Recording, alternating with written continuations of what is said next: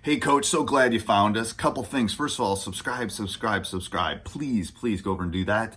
That will keep you updated with everything that we're doing. Second thing is go over and check out teachhoops.com for coaches who want to get better. If you want to put hardware in your basement, if you want to win more games, let me help you do that.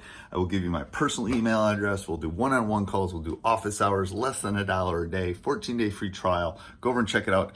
Let's head off to the video. First one. I'd like 2 offensive players and 2 defensive players right here on the baseline. We call this 2-on-2 gap defense. All right, who's on offense? All right, you two? Who, you two? Yeah, those two. Okay, here we go. Give them the ball. Now, there are 2 ways of playing off-the-ball defense. Are you guarding the ball? All right, guard the ball. You can play denial defense. Let's space out a little bit. In other words, if you've got the quickness, you might get on the line, up the line, and try to contest that pass. And if I had a team that I thought had superior quickness, we might do that. But we really didn't have that in most of my years in high school and at Stevens Point. And I saw my brother go through kind of an evolution in his philosophy where he taught to steer to the outside, to get on the line, up the line, and to go into what he called the pack line, where you defended and had bodies inside that 17-foot distance inside the three-point line. We called it the gap defense. It was really a distinction without a difference. We wanted the same idea. And here's all it is about. Ball pressure. All right, instead of denying, we want this offline defender to be in this gap, to be in a position where, yes, they might complete the pass to who you're guarding, but you're in this position. If you get beat into this gap, come here, you're there to help stop the ball. We wanted the idea, whether it was our man or zone, that not only did the offense have to worry about defeating the guy guarding him, but they had to worry about that second and third level of defenders, that you had to beat a team to get into the paint. So we started in 2-on-2 situations. All right, so all I want you to do is dribble from the baseline out to midcourt, and you guard the ball hard while he's trying to dribble. You're in the gap. If he throws the ball to that guy, you close out and you jump right into this gap. You get right in there. It's almost like there's a rope tied from that ball to your neck, bringing you right into that support position. What should you see in this position? You see the ball and you see the man you're guarding. You don't want to get too high on that line because now you've lost vision.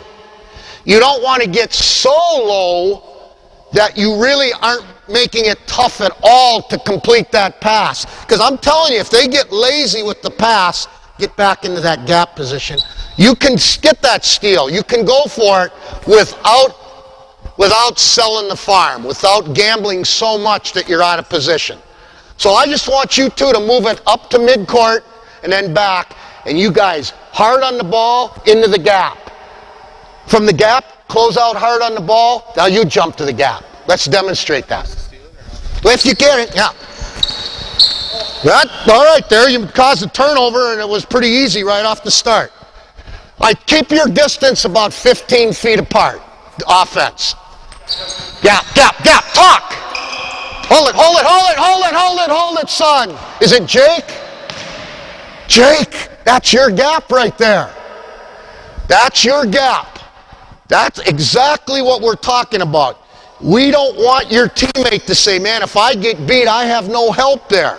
Soon as he turned that corner, you should have been there digging at the ball, jabbing, make him give it up, make him throw it to the guy you're guarding, and then you close out and get pressure. And you know your teammate's back in that gap. All right? I know you wanted to demonstrate the wrong way so people saw it, right? That's good. Here we go. Gap! That's better. Now close. Gap! That's better. Gap! All right, turn it around. How about you 2 little guards on defense now? Hold it a second. Don't be stingy with your help. Make sure you're generous with your help and you're early with your help. You must be there to support your teammate. The number one thing is, we are going to try to stop the ball from penetrating. Here we go. Close out. Good. I think we got to travel there. Gap, gap, close out. All right, that's pretty good. That's pretty good demonstration. One more time now. Big men, you're on defense. Let's do a better job now. So, hey, big men, hold it a second. A lot of times this is what happens. You get matchups where you're guarding somebody quicker than you. These guards, they might be smaller. You might punish them on the boards, but they're quicker. So you got to give a little more cushion on the ball. You still get pressure, but you can't belly up on them. They'll go right by you. And you've got to be in this help support position. It's not just you on the ball, it's 2 against 1. If we had 3 people out here, which we're going to show in a second, it's 3 against 2. We want to outnumber the basketball. Here we go.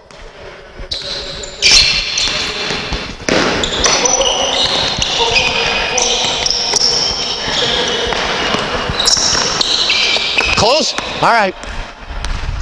One more time, show it coming back.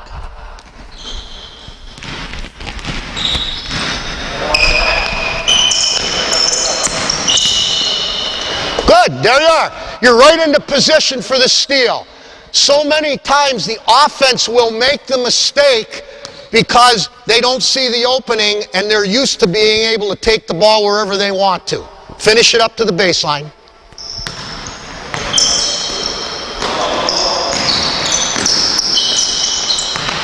Gap, gap. Where's your man? You don't see your man. All right, you got a double team there. All right. Hey coach, sitting here, I hope you enjoyed that video. Nothing better than sitting in an empty gym. Let me know how I can help you become a better basketball coach. Go over and check out, subscribe and like. You'll get notifications on all of these. And let me know if I can help you put one of these on your wall or with your youth program or wherever you are. So go over, check it out, teachhoops.com for coaches who want to get better.